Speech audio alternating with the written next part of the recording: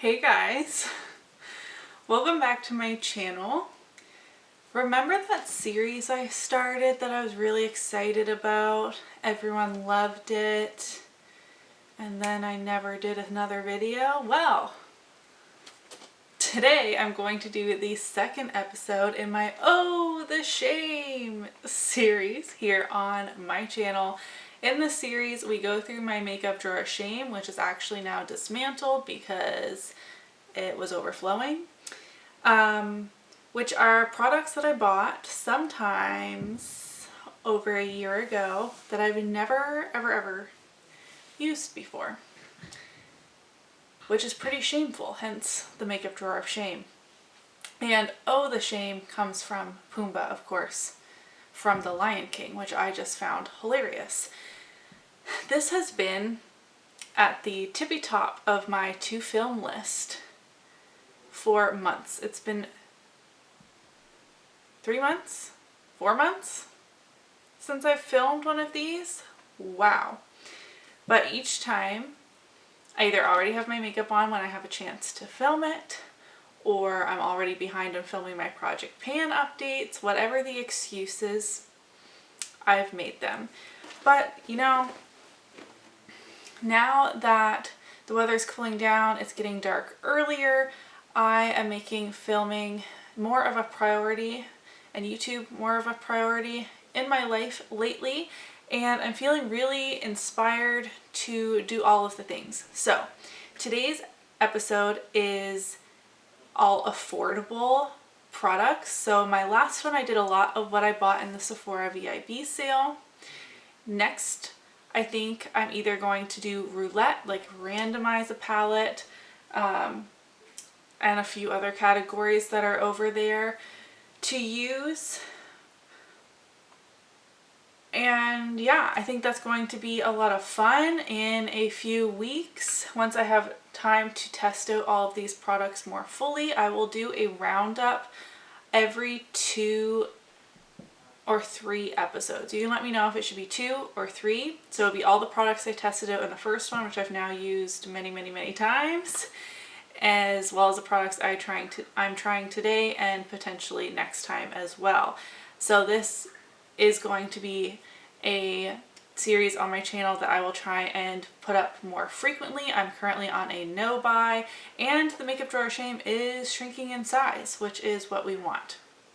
Like I mentioned, we're doing affordable makeup products today, so let's go choose those. Alright guys, let's pick out some products for this affordable take on Oh The Shame. I want to pull in e.l.f. Jelly Pop Dew Primer. I just saw It's Just Steph review this, and Leah from Awesome Empties recommended I pick this up. I got it for my birthday in January. So we're going to grab that as well as, now I'm stuttering, I want to try the Hydrating Camo Concealer from e.l.f. I think I'm going to enjoy this more than the original. So I want to test this one out today. The only setting spray I have is High End. Eyeshadow palettes. There are so many options here for affordable makeup, but the one I'm grabbing today is the ColourPop Raw Beauty Kristi collab. I bought this a year ago. I bought the whole collection and still haven't used this, which is a shame. So these palettes are stacked up. This one I've had the longest and haven't used. My newest palette is at the bottom, but we're grabbing this today. And to go along with that, I'm going to grab one of the liners. I'm going to grab the green one. This is like lip balms and lip liners. I don't really feel like I need that. Those are all high end. That's high end. Bronzer. I also bought the e.l.f. Primer Infused Bronzer and Forever Sunkissed for my birthday. So we will grab that. Oh, and I have a blush pulled already, as well as a lip product. So I think that is going to be good for now. I will be refinishing this table at some point, but sanding and painting takes a long time, so please excuse how ugly this looks. Alright, let's start on the face today. I need to zoom you guys in. I'm ready. Here we are, testing some affordable makeup. We're starting off with the face today. Like I mentioned, we're going to be trying the e.l.f. Jelly Pop Dew Primer. Again, I made a big e.l.f. order for my birthday present from my husband in January. This is supposed to be a really like hydrating, dewy primer, but also has a tacky like gripping finish. It says, "Beauty that pops, this hydrating watermelon infused jelly pop collection uses unique jelly textures to give you lasting sheer color, dewy skin, and a healthy glow." I love dewy skin, so let's see how this goes. I like the packaging. I like the pump combined with like the squeezy tube. This does smell like watermelons. I already have my brows on and my eyes primed, if you're curious, just to save some time. Ooh. Yes, this is sticky. Oh my god, it just smells amazing. It smells like watermelon Jolly Ranchers. Whew. Can you see that? That is sticky. In my first impressions videos, I don't like to test every single category of makeup because then I find it really hard to tell, is it the primer I don't like, is it the foundation I don't like, is it the concealer, or is it the powder? You get what I'm saying. So to test out this primer, I'm going to be using the Physicians Formula Healthy Foundation. I have mine in the shade LW2. Oh, I have a tinted lip balm on as well. I know how this foundation looks on me, so I mean, if it continues to look great, it's one of my favorites, then the primer is good. If it looks absolutely terrible today, then we can pretty much discern that the primer just isn't for me. Though I have heard really good reviews on this one. It's really late in the night and I'm not doing anything crazy for eyeshadow, so that should be enough. I always look crazy. I'm also testing out the Shop Miss A Paw sponge lately. I ran out of all my makeup sponges and I thought I would give this one a try. I did get the value pack and a few other things in my order. The highlighter brush that everyone seems to really love, and a few of their magnetic palettes because it was super cheap. Even as a Canadian and the currency exchange rate, like everything wasn't $1 or anything for me, but still really good prices. So far so good. The foundation is going over top of this primer really well. Everything looks very nice and glowy. Hopping into concealer, I got the e.l.f. Hydrating Camo Concealer in the shade Light Ivory. I don't know if this shade is going to be great for me. It says full coverage satin finish, camouflage those pesky spots and under eye circles with this high coverage, hydrating and long wearing concealer. I think I'm going to enjoy this one more than the original camo, but I did buy both, but I want to try this one today. The doe foot holds a lot of product. I'm just going to do like a dot. Oh my gosh, that's so much. I don't really like fully do. I know this is the technique that Robert Welsh does.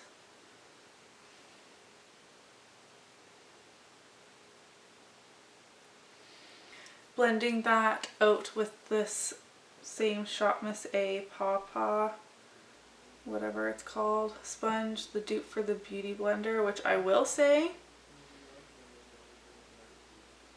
I do think it is. This is the softest, bounciest, affordable sponge I've tried, I feel like. I've been a fan of the Real Techniques Miracle Complexion Sponge for a long time, and I like this one better. I think it was $6 Canadian for the value pack of them. I don't remember how many's in there. My eyes are really bloodshot. I'm so tired. Emmett has not been sleeping through the night for a very long time, which is exhausting. He's a year and a half, so he was sleeping through the night for quite a long time until the last month or two. It's a shock to the system. I do think it's looking a little heavy on my under eyes. It doesn't feel heavy, but just looking at it, I'm a little concerned. It might be too thick and high coverage for my liking. I'm not really sure. I do want to put some more. My nose is like just really red and irritated. I just want to put like a little dot more on either side of my nose.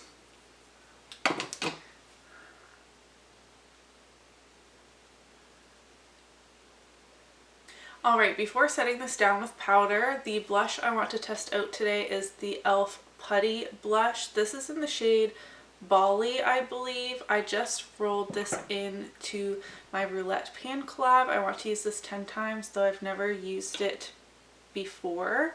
I do have their Putty Blush brush that I got as well. I can give you a little swatch of this. It is kind of scary, but it does blend out to a really pretty shade. My lights wash it out, but we'll see.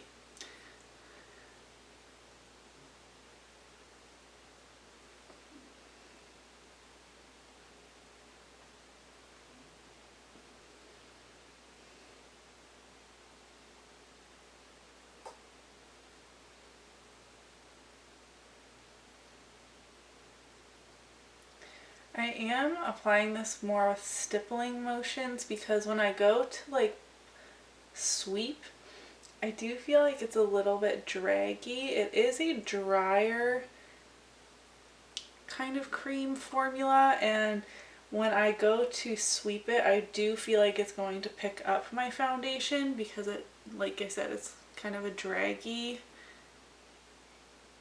feeling. I like my blush a little closer than a lot of people do, and also like on the top of my nose. This is a very summery shade, so it's on me that I didn't try this during the summer months like I should have, but I do think it's beautiful. I think it blended out perfectly fine. If I went in with those stippling motions, it didn't pick up my foundation underneath. So far I think this is really nice. I'm now going to smooth out that concealer a bit again, and sticking with the e.l.f. theme, I'm going to use my HD powder.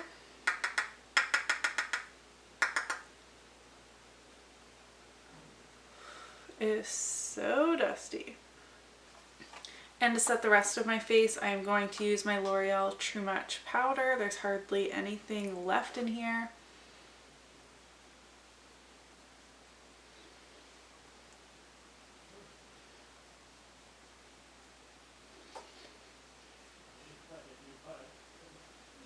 Alright, so far everything is looking pretty good. My under eyes are feeling a little heavy. I did wipe off all that excess powder, but they are looking heavy even before that. I think I'll apply even less next time to test this out, but let's move on to some eyeshadow. I'm finally going to be using the ColourPop At Forest Sight palette, a collaboration with Raw Beauty Kristi. I was so excited when she announced this collab. I did not get her pure collab, but I love ColourPop, and this was the last order I've made from ColourPop actually. I bought the whole collection and I haven't touched it. I can't wait to make even more looks with this, but for today, because it's already very late, I'm going to do something relatively simple. I'm going to start with a really big fluffy brush with Old Growth and blend that pretty messily into my crease. ColourPop has one of my favorite eyeshadow formulas. I know that they are inexpensive, they release too much. My wish list from them is a million miles long, but I'm really proud that I haven't even made an order since this release. So like, it's been a year now pretty much. And a lot of the releases that catch my attention originally have pressed glitters in them, and I've just learned, especially with a 12 pan, if there's glitters, because I don't use them, it's just not worth it. Like, I really wanted the Lizzie McGuire collection as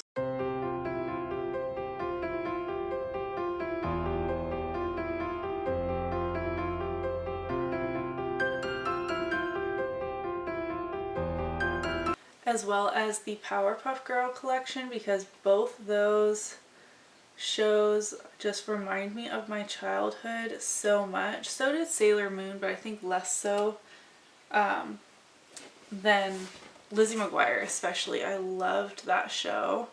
I even had like Lizzie McGuire, like, you know, like the diaries and like, or notebook type things you get in like the Scholastic book fair. Yeah, things like that. But they have pressed glitters, so I don't know, maybe someday I'll get them, but it just hasn't been a priority. The Lush Life palette I'm still drooling over, and same with Limoncello. And a lot of times I could dupe their palettes within my own collection, but for me, like, the palette with its artwork and packaging is like part of it, and so hard. I think I will end up making an order for Black Friday if they have a good sale. I was also tempted by their mystery boxes because a couple of years ago I got their mystery bag and I really enjoyed that, and I use a lot of those products all of the time.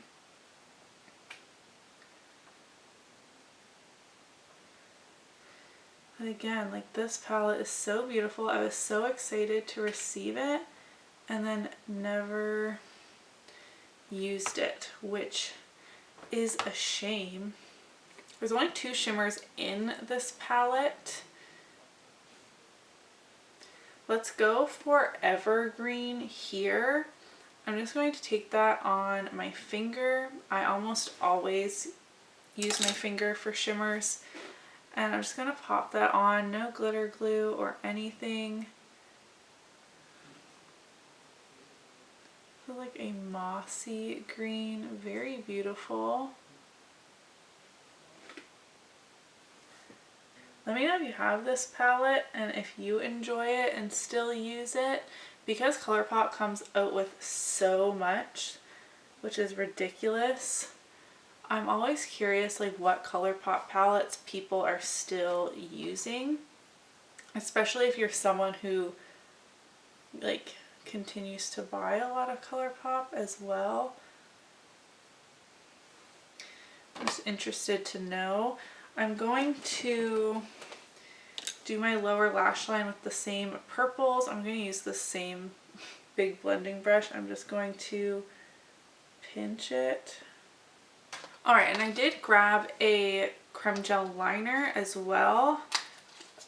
And this is in the shade Spare Time, which is a beautiful mossy green. I'm going to use this on the top lash line and then smudge it out with the green matte in the palette to tie together this green that I have on my lid.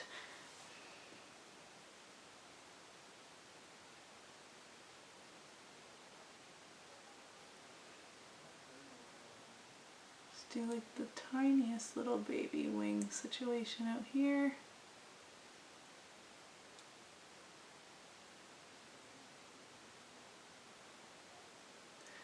Being pretty messy with this because I am going over it with eyeshadow.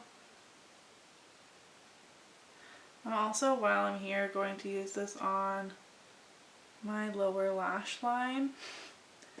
Now taking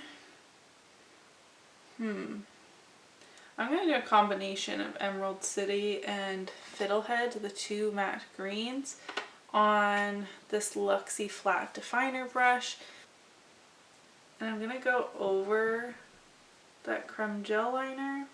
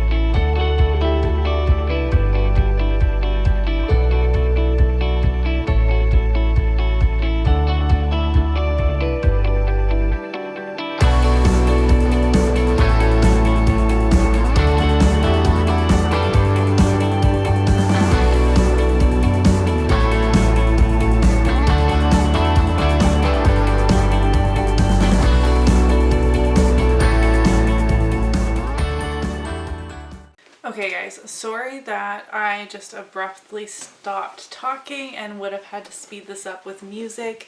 Now that it is cold outside, the furnace kicks on all the time and it just wasn't turning off for a really long time. So I just continued to do my makeup and thought I would chat with you afterwards.